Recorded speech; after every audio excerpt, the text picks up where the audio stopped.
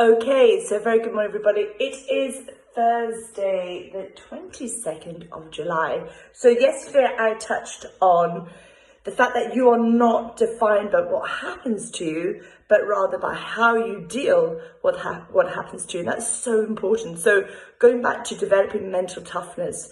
So change your self-talk.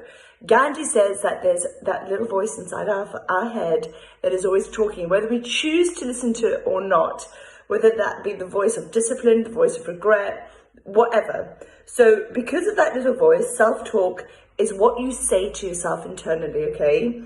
So it can manifest in your outward attitude and your actions. Stop and listen to what you're telling yourself. If you're drowning in self-pity, blaming the world for your problems, and telling yourself you can't do something, then it is time to change that inner language, that inner voice, because you cannot afford the luxury of a negative thought. Let me just say that again. You cannot afford the luxury of a negative thought. It's never going to serve you. Okay? I remember there's an exercise we did. So Sue Cassidy showed us this at a training, rubber band, and every time you consciously recognize a bad thought about somebody else, about yourself, you ping yourself. And we've done this exercise, and I think I'm really positive.